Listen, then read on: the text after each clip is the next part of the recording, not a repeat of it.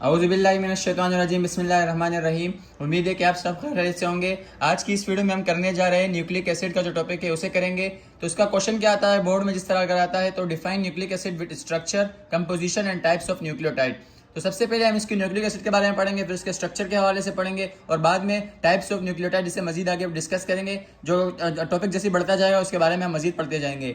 सबसे पहले हम न्यूक्लिक एसिड की डिस्कवरी के ऊपर चलते हैं कि न्यूक्लिक एसिड को डिस्कवर किसने किया। तो फ्रीडराइच माइस्टर एक साइंटिस्ट है जो कि स्वीडिश साइंटिस्ट था और इसकी HT22 यानी 22 साल का एक साइंटिस्ट था जिसने डिस्कवर किया न्यूक्लिक एसिड को आइसोलेटेड सब्सटेंस फ्रॉम पस सेल, यानी कि एक पस सेल से मुराद ये है कि एक यानी मुर्दा सेल था, उसके अंदर उसने न्यूक्लिक एसिड को डिस्कवर किया। ही नेम्ड इट न्यूक्लिन, यानी उसको उसने नाम दिया न्यूक्लिन का।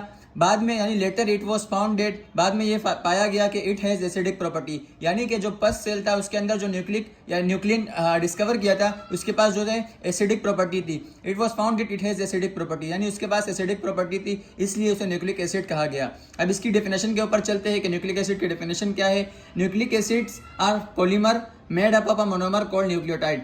न्यूक्लिक एसिड जो है एक बड़ा पॉलीमर है, यानी एक बड़ा चीज है, और ये मेड अप ऑफ यानी बना हुआ है मोनोमर यानी छोटे हिस्सों से, जिसे कहा जाता है न्यूक्लियोटाइड। अब मजीद न्यूक्लियोटाइड के बारे में हम पढ़ेंगे। तो स्ट्रक्चर ऑफ न्यूक्लियोटाइड, जैसे कि क्वेश्चन में आपको बता देता मैंने, तो अब स्ट्रक्चर ऑफ न्यूक्लियोटाइड को पढ़ते हैं। Nucleotides are monomers of nucleic acid, यानी जितने भी न्यूक्लियोटाइड्स है ये मोनोमर्स है न्यूक्लिक एसिड के। जिस तरह प्रोटीन की अगर बात करें तो प्रोटीन के अमाइनो एसिड है, इस तरह कार्बोहाइड्रेट के मोनोसेक्राइड्स है, और इस तरह फैटी एसिड लिपिड्स वगैरह के हैं। तो इस तरह न्यूक्लियोटाइड जो है ये मोनोमर है न्यूक्लिक एसिड का। और न्यूक्लिक एसिड जो है ये एक ऑर्गेनिक कंपाउंड है, जैसे कि शुरू में हमने पढ़ा था कि कार्बोहाइड्रेट है, लिपिड्स है, प्रोटीन है और न्यूक्लिक एसिड है। तो उस न्यूक्लिक एसिड में न्यूक्लियोटाइड जो है ये मोनोमर है, यानी छोटे हिस्से हैं न्यूक्लिक एसिड के, जो कि बना हुआ है इन तीन चीज़ों से। सबसे पहले आता है नाइट्रोजीनियस बेस, नंबर सेकंड पे आता है पेंटोस शुगर। पेंटोस शुगर का फॉर्मूला जैसे कि पहले मैंने आपको समझाया था, जो मोनोसेक्राइड्स थे यानी कार्बोहाइड्रेट का जो टॉपिक था, अगर आपने नहीं देखा तो पहले जाके वो देख ले ताकि वो समझ में आ जाए। उनमें पेंटोस का जो फार्मूला था C5 था और O भी 5 था, लेकिन H क्या था 10 था, यानी उसका डबल था। और इसके बाद फॉस्फोरिक एसिड H3PO4 इसका फॉर्मूला है। तो अब सब समझते हैं कंपोजिशन ऑफ न्यूक्लियोटाइड, यानी कि किस तरह से बना हुआ है।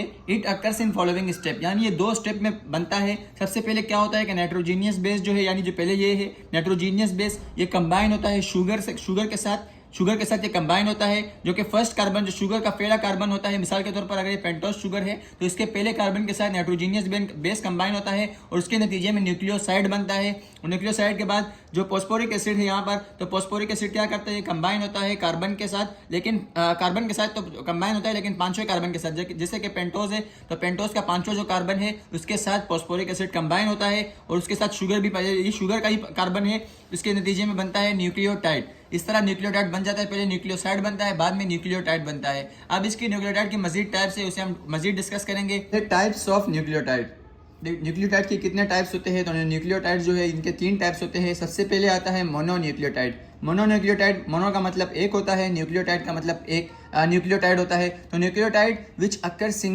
सिंगली कॉल्ड न्यूक्लियोटाइड, मोनोन्यूक्लियोटाइड, यानी अगर कोई भी न्यूक्लियोटाइड सिंगली पाया जाता हो, अकेला पाया जाता हो, तो उसे मोनोन्यूक्लियोटाइड कहते हैं। जैसे इसकी एग्जांपल है एडिनोसिन ट्राइफॉस्फेट, यानी ATP जो है एनर्जी का एक मॉलिक्यूल है, ये एग्जांपल है मोनोन्यूक्लियोटाइड का। उसके बाद आ जाता है डाइन्यूक्लियोटाइड। डाई का मतलब दो होता है, यानी कि दो न्यूक्लियोटाइड जब मिलते हैं तो वो बनाते हैं डाइन्यूक्लियोटाइड। तो यहाँ पर इसकी डेफिनेशन क्या है कि when two mononucleotide combine with each other they give dinucleotide, यानी कि जब दो मोनोन्यूक्लियोटाइड मिलते हैं उसके नतीजे में डाइन्यूक्लियोटाइड बनता है। और इसकी एग्जांपल है नाइकोटिनामाइड एडेनाइन डाइन्यूक्लियोटाइड, जिसे NAD कहा जाता है। और इसके बाद आ जाता है पॉलीन्यूक्लियोटाइड। तो पॉली का मतलब ज्यादा होता है, यानी जब बहुत ज्यादा न्यूक्लियोटाइड मिलते हैं तो उसके नतीजे में पॉलीन्यूक्लियोटाइड बनता है। इसकी डेफिनेशन क्या है कि when many nucleotide combine together they form polynucleotide, यानी जब बहुत ज्यादा न्यूक्लियोटाइड मिलते हैं उसके नतीजे में पॉलीन्यूक्लियोटाइड बनता है। और इसकी एग्जांपल क्या है, डीऑक्सीराइबोन्यूक्लिक एसिड यानी DNA और राइबोन्यूक्लिक एसिड यानी RNA।